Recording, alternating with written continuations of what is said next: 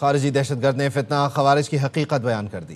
خارجی دہشت گرد احسان اللہ ولد عبد الحنان نے بتایا فتنہ خوارج مذہب کے نام پر نوجوانوں کو ورغلا کر پاک فوج کے خلاف ذہن سازی کرتے ہیں۔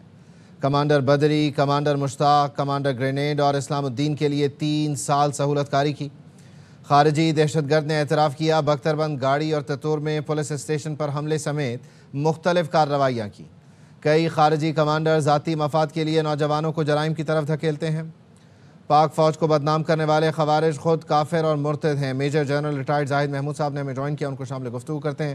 جنرل صاحب، thank you so much for your time. یقینی طور پر یہ پہلی بار نہیں کہ خوارج نے اعتراف کیا ہو کہ کس طرح ان کی ذہن سازی ہوتی ہے اور خود جو دہشت گرد ہیں وہ کتنے لادین ہیں، اور جب وہ اس پار دیکھتے ہیں تو معاملات کتنے صاف، شفاف اور دینی نظر آتے ہیں۔ جی بالکل، دیکھیں اٹ از ویری انفارچونیٹ۔ پہلی بات تو یہ ہے کہ یہ بڑا انسانیت کے خلاف ایک یہ دشمنی ہے جی، اس کو میں پاکستان سے زیادہ انسانیت اور مذہب کے خلاف ایک جنگ ہے۔ اس کو اس کانٹیکسٹ میں دیکھتا ہوں کہ آپ جب شریڈ یوز کرتے ہیں ریلیجن کا، اور یہ اب ایک ورلڈ اوور فینومینا بنتا جا رہا ہے جی، چاہے وہ جوئش زائنزم ہو، چاہے کرسچینٹی کے بھی ایشوز ہیں، اور ہندوتوا کا تو ہم نے دیکھا ہے، تو مذہب کو مس یوز کیا جا رہا ہے، بدنام کیا جا رہا ہے فار دا ریڈیکلائزیشن۔ اور پاکستان کے اندر بھی یہ جو طالبان کی اپلیکیشن ہے شریڈ آئیڈیالوجی کے ساتھ، ایک آپ جب انسرجنسی کرواتے ہیں یا پراکسیز کو یوز کرتے ہیں تو آپ کو ایک ریزن فار دی وار چاہیے ہوتا ہے۔ وہ ریزن انہوں نے اسلام کی جنگ کو قرار دینے کی کوشش کیا، جو شریڈ ہے، جھوٹ پر مبنی ہے۔ تو انڈائریکٹلی میں یہ ایک ڈائریکٹلی بلکہ کوشش ہے مذہب کو بدنام کرنے کی۔ This is anti Islam drive first. Number 2 of course it is anti Pakistan. Number 3 it is anti Pakhtun, کیونکہ پختونوں کو جس طریقے سے استعمال کیا جا رہا ہے، ان کو کہتے ہیں نا ایندھن بنایا جا رہا ہے ایک جھوٹی جنگ کا اپنے اکنامک گینز کے لیے۔ یہ بھی اسی سلسلے کی کڑی ہے، ریڈیکلائزیشن کے لیے، ریکروٹمنٹ کے لیے اس کو استعمال کیا گیا ہے۔ ان معصوم ذہنوں کو استعمال کر کے یوز کرتے ہیں اسٹیٹ کے خلاف، مذہب کے اوپر۔ اور ہم نے یہ فینامنا سوات میں بھی دیکھا 2007-8 میں، جب مولانا فضل اللہ وہاں سے ریڈیو کے استعمال کرتے تھے، ایف ایم ریڈیو کے نام سے پھر وہ مشہور بھی ہوئے ملا ریڈیو، کہ وہ اسلام کا یوز کرتے تھے، اور حالانکہ ان کا ذاتی ایجنڈا ہے، اینڈ دے ہیو، اس لیے تو ان کو پھر فتنۃ الخوارج کہا گیا کہ ان کا مذہب سے کوئی تعلق نہیں ہے۔ یہ اس کی مینیفیسٹیشن ہے۔ انوسینٹ مائنڈز بھی ہیں، مس یوز بھی ہو جاتے ہیں۔ دیٹس وائی ڈبل، وہ کہتے ہیں نا کہ ڈوئل اپروچ کرنی ہوگی پاکستان کو، کائنیٹک اپلیکیشن تو کرنی ہے، بٹ اس سوسائٹی کو، ان لوگوں کو، ان ولنریبل طبقے کو بچانا بھی ہے اس ظلم سے، with very good socio political and economic prong in the regions جہاں سے ان کی ریکروٹمنٹ ہوتی ہے۔ اچھا جنرل صاحب، اس میں بنیادی طور پر جو فرق ہے یا جو یہ ڈفرنس ہے اس کے خاتمے کے لیے، یعنی جہاں پر جو گرے ایریا ہے اس کو ایڈریس کرنے کے لیے کیا جانا چاہیے، کیونکہ ایک بہت بڑی میجورٹی جو ہے وہ بہت سارے حساس معاملات کو یا باریکیوں کو نہیں سمجھتے۔ آپ سمجھتے ہیں کہ یہاں پر معاملات کو ایڈریس کرنے کے لیے فار دا لانگر رن بہت سارے انیشیٹیوز بھی لینا اس وقت ضروری ہو گئے ہیں؟ دیکھیں، ہم آلریڈی سفر کر چکے ہیں جی۔ میں یہ شروع کروں گا 2014 نیشنل ایکشن پلان۔ ملٹری جب آپریشنز کرتی ہیں یا جو بھی کائنیٹک اپلیکیشن ہوتی ہے وہ 3 پرانگ ہے۔ دیکھیں، کلیئر، ہولڈ اینڈ بلڈ کی بنیاد پر۔ کلیئر اور ہولڈ تو کر دیے جاتے ہیں، آپریشن اب بھی ہو جائے گا، لیکن جو بلڈ پارٹ ہے جس میں میں جیسے بات کرتا کہ سوشو اکنامک اور پولیٹیکل پرانگ جو ہے، اس میں پھر پالیٹکس کا کام آ جاتا ہے جی۔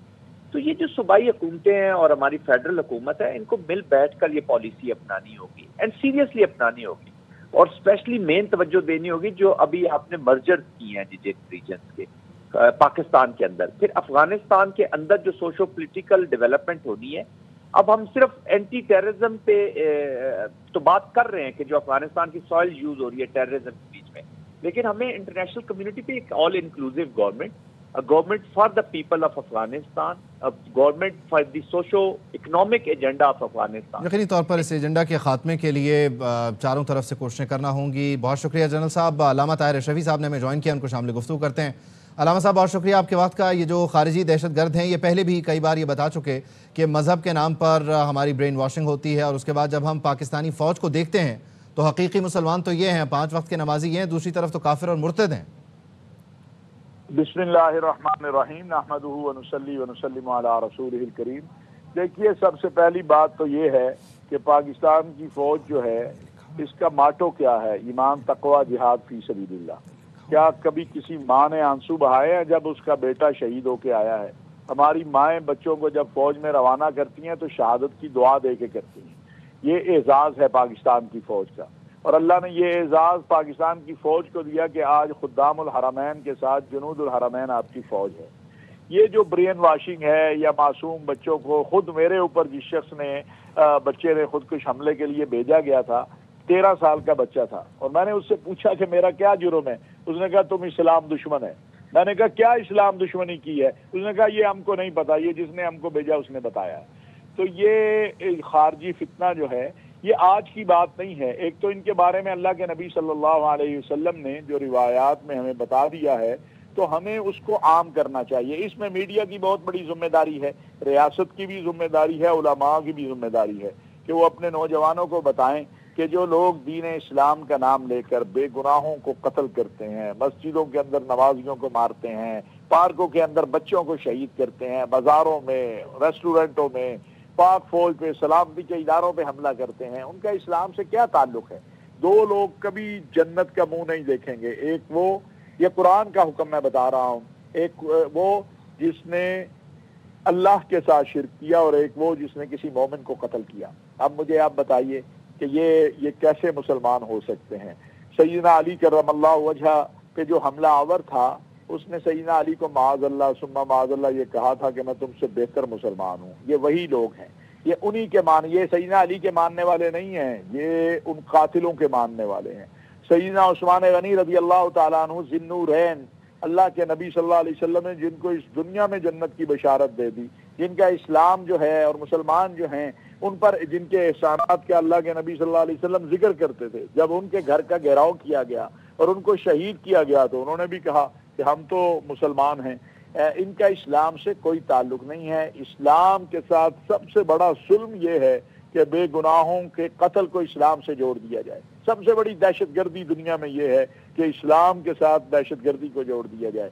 ضرورت اس بات کی ہے، اس بچے نے بھی جو کچھ کہا اس کو کیا پتا، یہ ہم نے سوات میں دیکھا، یہ ہم نے وزیرستان میں دیکھا، یہ ہم نے اور جگہوں پہ دیکھا کہ جب آمنا سامنا ہوتا تھا تو وہ لوگ کہتے تھے کہ ہمیں تو یہ بتایا گیا تھا کہ ہمارے سامنے کافروں کی فوج ہے، یہ تو مسلمان ہیں۔ اور الحمدللہ پاکستان کی جو فوج ہے یہ دنیا اسلام میں اگر آپ دیکھیں تو دنیا اسلام کی جتنی افواج ہیں ان میں سے سب سے زیادہ پریکٹیکل جو ہے فوج اسلام کے حوالے سے وہ پاکستان کی فوج ہے، پاکستان کے لوگ ہیں۔ اور ان کو بے گناہوں کو مسجدوں، مجھے آپ بتائیے جو بے گناہوں کو اللہ اکبر کی تکبیر کے پڑھتے ہوئے مغرب کی عشاء کی نماز میں، ظہر کی نماز میں قتل کر دیتے ہیں، ان کا اسلام سے کیا تعلق ہے؟ یہ خارجی فتنہ ہے، یہ یہود و نصارہ کے اعلی کار ہیں جو اس ملک کو بھی، اسلام کو بھی، مسلمانوں کو بھی کمزور کرنا چاہتے ہیں۔ ہم سب کو مل کر اس کا مقابلہ کرنا ہے، اور پیغام پاکستان کے اندر 18,000 علماء نے اس حوالے سے اپنی رائے کو اور فتوے کو واضح کر دیا ہے۔ لہٰذا میں سمجھتا ہوں کہ گورنمنٹ کو پیغام پاکستان کو نصاب کا حصہ بنانا چاہیے، ہمارے علماء کو میدان عمل میں آ کے اپنا مزید، علماء الحمدللہ اپنا کردار ادا کر رہے ہیں، مزید کردار ادا کرنا چاہیے، اور اس حوالے سے ریاست کو بھی اپنی ذمہ داریاں پوری کرنی چاہیے۔ بہت شکریہ، علامہ طاہر اشرفی صاحب ہمارے ساتھ موجود تھے۔